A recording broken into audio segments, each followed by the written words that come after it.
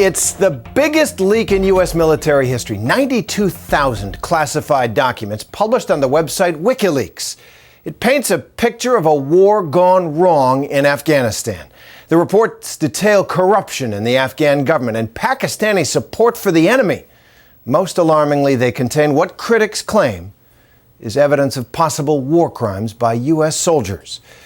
Well, we sat down with the man behind the leak, Julian Assange is his name, to try to find out why he did it. Jim Sciutto has the story.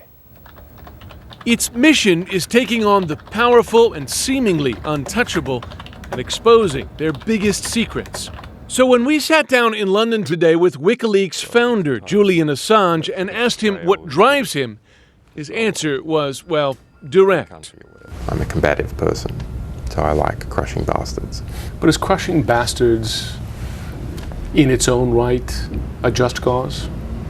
I mean, it depends on the bastard. Real bastards are people who have power and abuse their power to afflict people who are weaker than they are. Today, the quote, bastards are the architects of the war in Afghanistan. WikiLeaks released 92,000 classified military reports spanning 6 years, exposing Afghan government corruption, Pakistani support for the Taliban, and most alarmingly, what Assange says is evidence of possible war crimes by U.S. soldiers. that is a very strong charge to make.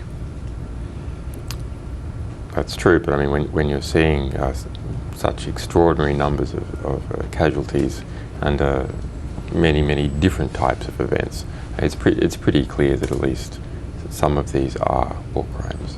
What do you say to those who say, military leaders, government leaders, that you've just handed the Taliban their biggest propaganda victory? Well, not so. People who commit war crimes or similarly abusive actions, they hand the enemy propaganda victories. The documents caused a storm in Washington. To opponents of the war, further cause for withdrawal. To the White House, outright dangerous.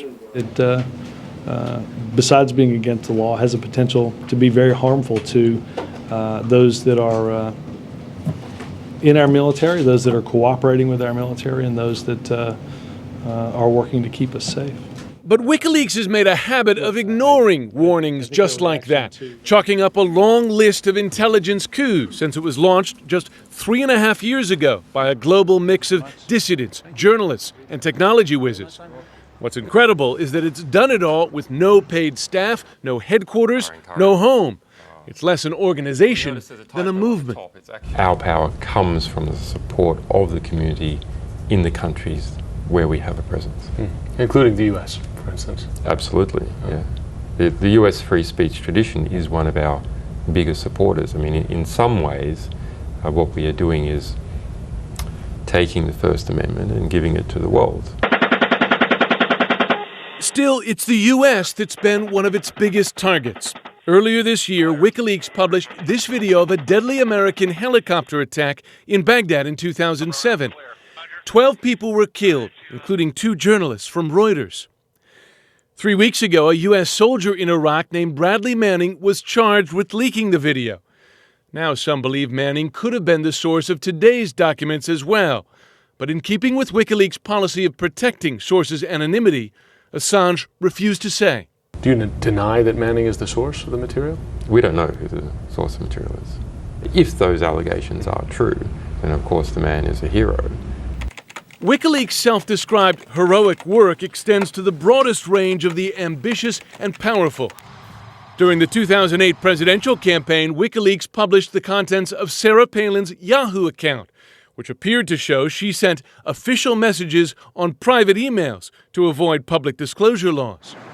WikiLeaks even took on the secretive Church of Scientology, posting secret manuals online, as well as accounts from former members. What's the common thread in here?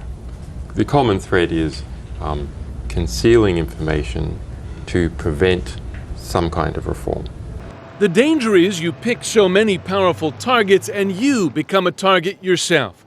So Assange lives on the road, a life that suits him, he says. His family moved constantly as a child, And he's run into trouble himself, convicted of computer hacking in Australia in 1995. WikiLeaks itself doesn't have a home either, located on more than 20 internet servers with hundreds of domain names, making it virtually impossible, and this is the key, for government censors to shut it down. Clearly you've gotten under some very powerful people's skin, right? And that goes for individuals, organizations, countries. China, Australia, Yes, hometown, try to censor you. Iran. Does that give you satisfaction to know that you've got under the skin? I mean, does it prove that you're doing something good, in effect? Not necessarily, but it's a good signal that maybe people are taking notice. Taking notice and taking aim at the man and the website dedicated to a future with no secrets. I'm Jim Sciutto for Nightline in London.